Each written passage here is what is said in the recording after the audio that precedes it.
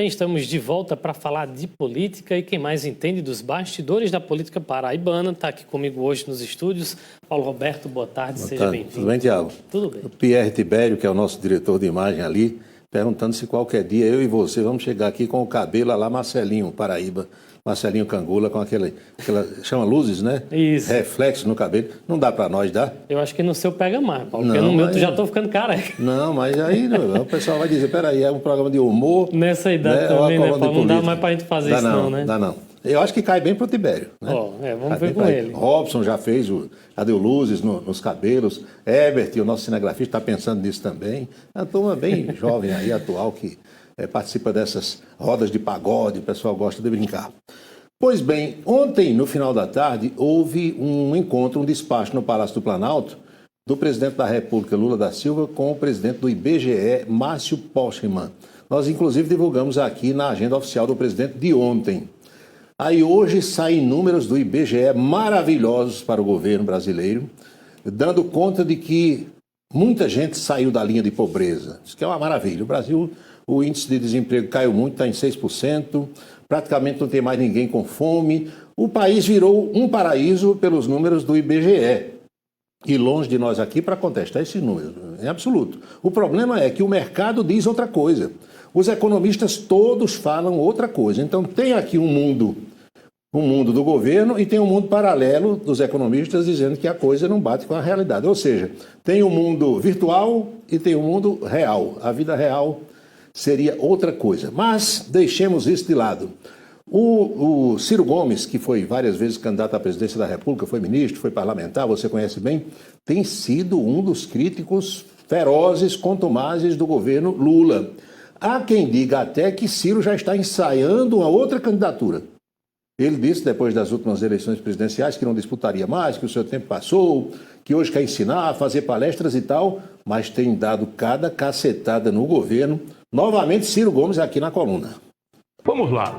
O governo prometeu um ajuste fiscal, mas o que nós vimos na prática foi apenas um aumento no arroxo do salário mínimo, afetando diretamente os mais pobres, os aposentados e todos os que recebem, por exemplo, o BPC, como crianças autistas e idosos adoentados. Os beneficiários do INSS, os aposentados, mais ainda gravemente. A promessa de isenção de imposto de renda para quem ganha até R$5 mil, que saiu em todas as manchetes, não é para valer. Se for valer, é só para o ano de 2026, lá daqui um ano e meio. E o aumento de impostos para os mais ricos também só vai acontecer, e olhe lá, se acontecer, que eu duvido, lá na frente em 2026. Então, o que já está em vigor agora é o mero corte do salário mínimo, enquanto a banqueirada e os rentistas, a turma que vive da agiotagem oficial, continuam completamente tranquilos ou mais ou menos.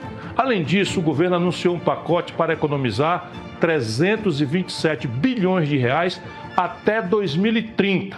Mas adivinhe, metade desse monte de dinheiro virá dos mais pobres. 110 bilhões serão cortados do salário mínimo e 42 bilhões na contabilidade da educação através do Fundeb. E o pior, a população vai ganhar o que os americanos chamam de peanuts, como dizem os americanos, apenas aquelas coisinhas menores.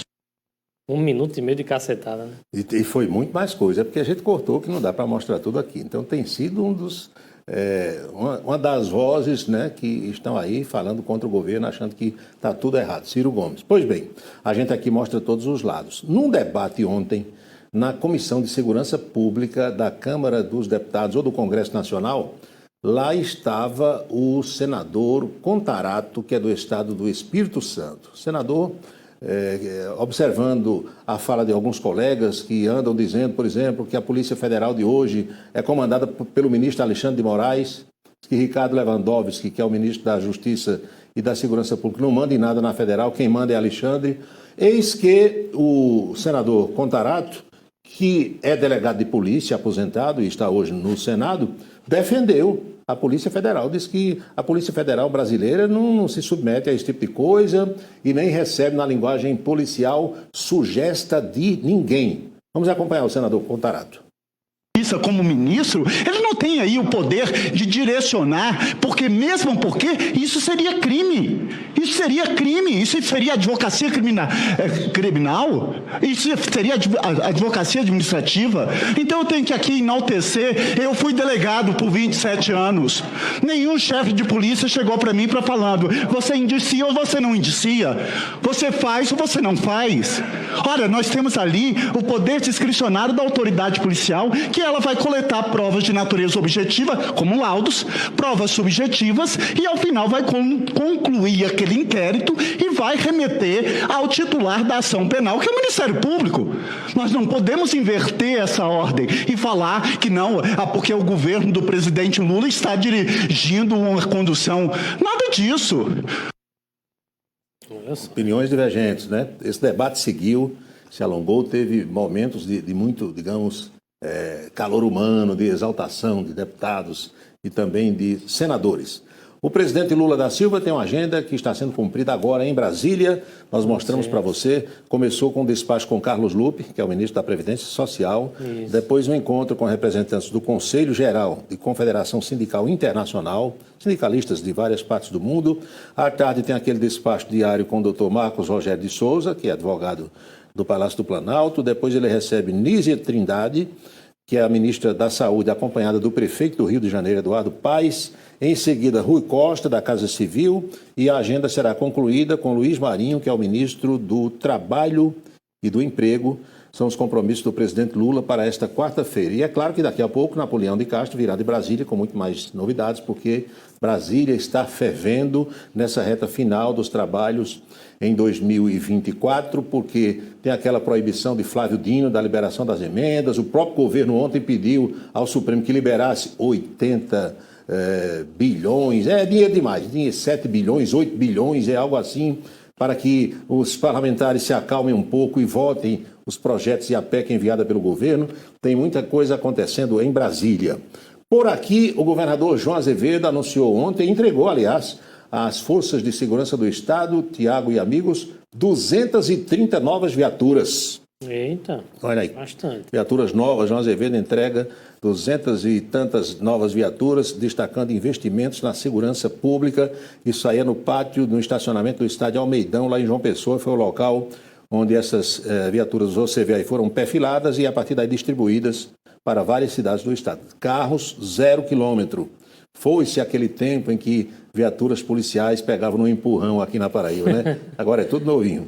E percebo que desgasta bastante, né? Viatura policial anda muito. Viatura policial, a gente sabe, porque os homens e as mulheres que trabalham na segurança pública, eles têm folga, mas a viatura não tem. Você já notou?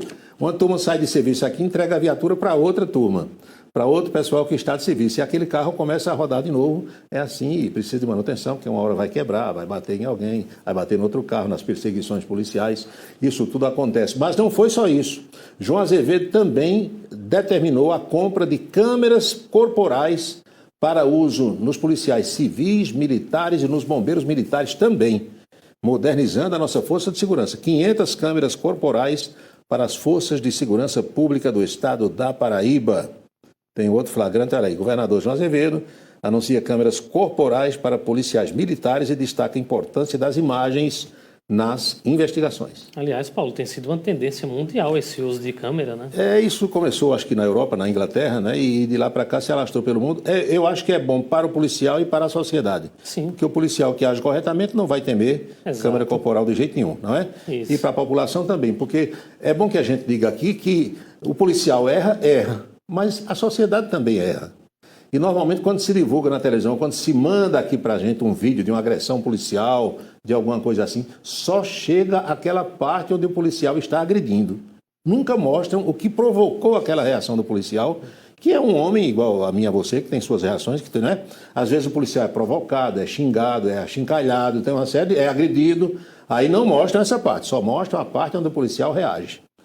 Violência de um lado está errada e do outro lado também. Não deve haver de nenhuma parte. E o policial não é instruído para isso.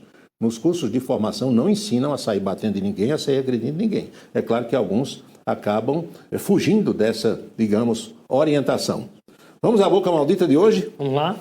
O que você preparou para hoje, hein, Paulo? Vem desse debate lá do Congresso Nacional ontem, quando o pessoal dizia a federal está cumprindo ordens de Lula, é uma polícia de governo e não de Estado, é Alexandre de Moraes que manda bater portas 5 da manhã, arrombar, prender, pegar e tal, essa confusão toda.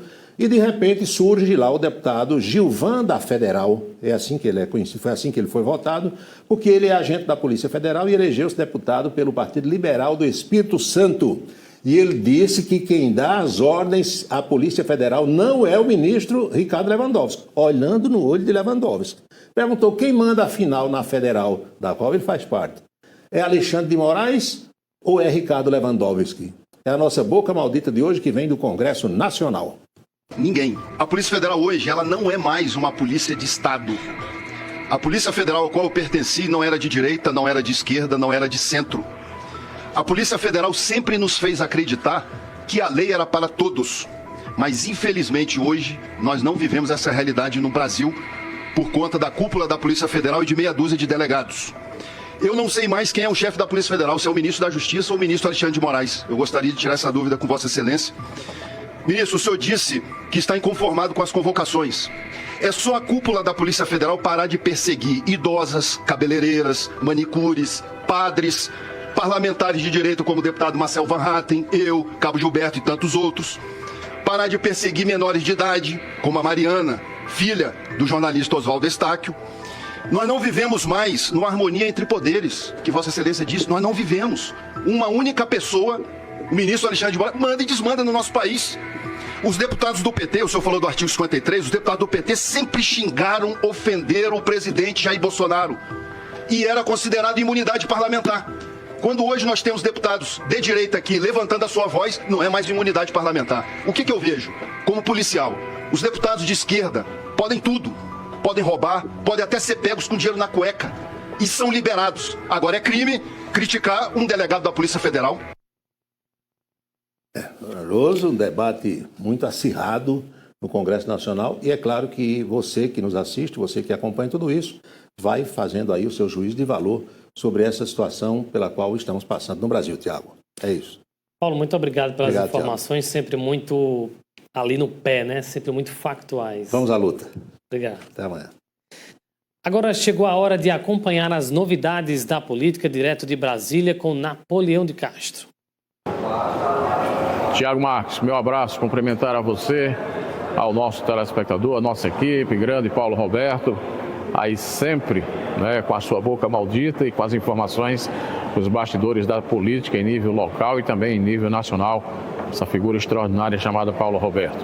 Meu abraço a você, telespectador. A gente volta de Brasília nesta quarta-feira para atualizá-lo com os temas mais importantes que a equipe do Em Dia está acompanhando no dia de hoje aqui. Olha, ontem, início da noite de terça-feira, tivemos a reunião da bancada dos parlamentares paraibanos aqui no Congresso Nacional. O tema central, a questão do orçamento, as prioridades para o orçamento de 2025 do governo federal.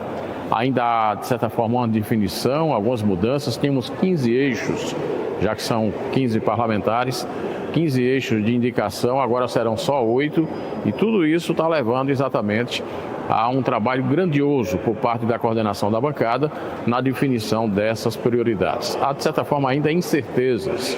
Eu conversei com o deputado Murilo Galdino, coordenador da bancada do Estado da Paraíba, que falou com exclusividade ao Em Dia, e ele disse ainda entender que há, sim, esse momento de instabilidade, digamos assim.